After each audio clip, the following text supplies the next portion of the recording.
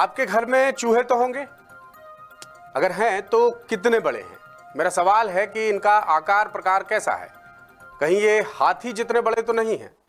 अब आप कहेंगे ये क्या मजाक है, चूहे हाथी जितने कैसे हो सकते हैं?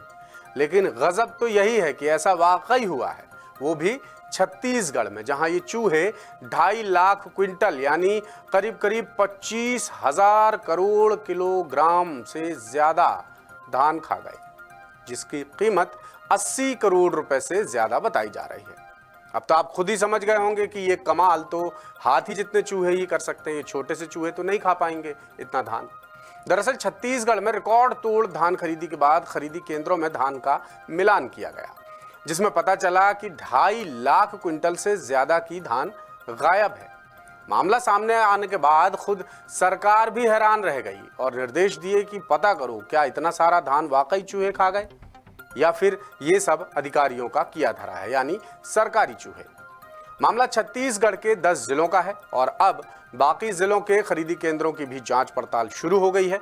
वहीं सरकार के आदेश पर FIR दर्ज की जा रही है और अब घोटालेबाज अफसरों से वसूली की तैयारी भी सरकार कर रही है। देखिए रायपुर से हमारे ब्यूरो चीफ अरुण तिवारी की ये खास रिपोर्ट।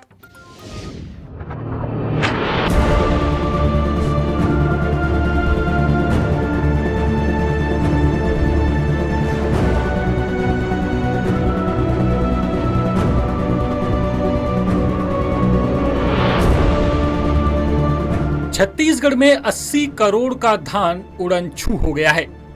पहले धान खरीदी पर चिकल्लस हुई और इस चिकल्लस के साथ सरकार ने इस साल रिकॉर्ड तोड़ धान की खरीदी कर ली।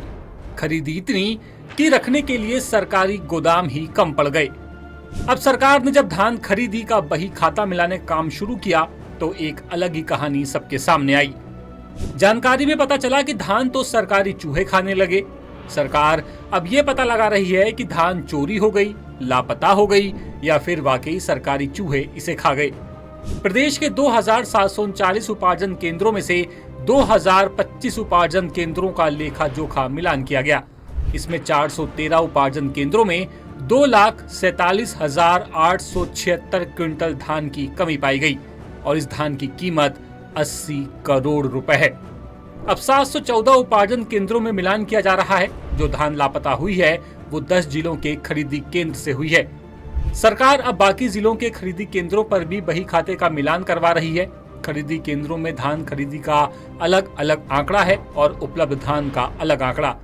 अब आपको बताते हैं कि आखिर किस केंद्र से कितनी धान गायब हुई।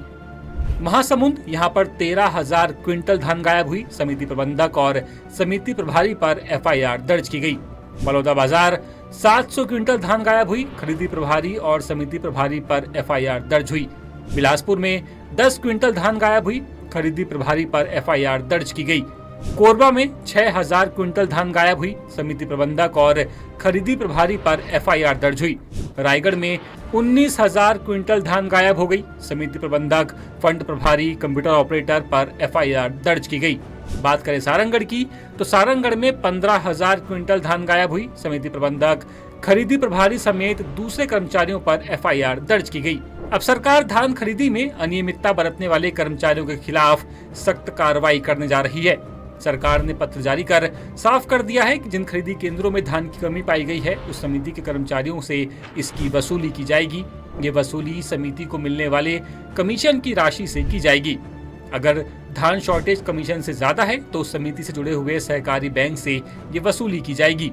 अगर इसके बाद भी शॉर्टेज की राशि ज्यादा रहती है तो इसके अगले साल इसे कैरी फॉरवर्ड कर दिया जाएगा और उस साल समिति को मिलने वाले कमीशन से इस धान की कमी की राशि को समायोजित किया जाएगा। जिस समिति में लगातार 2 साल तक धान की शॉर्टेज पाई गई तो उस समिति को ही ब्लैक लिस्टेड कर दिया जाएगा। यानी अगर ये भ्रष्टाचार है तो इसकी भरपाई के लिए वो लोग तैयार रहें जिन्होंने इसे अंजाम दिया है। लेटेस्ट, इन्वेस्टिगेटिव और इन डेप्थ खबरें देखने के लिए ज्वाइन कीजिए द सूत्र का व्हाट्सएप चैनल, सब्सक्राइब कीजिए यूट्यूब चैनल, लाइक कीजिए फेसबुक पेज और पढ़ते रहिए वेबसाइट www.dasudr.com।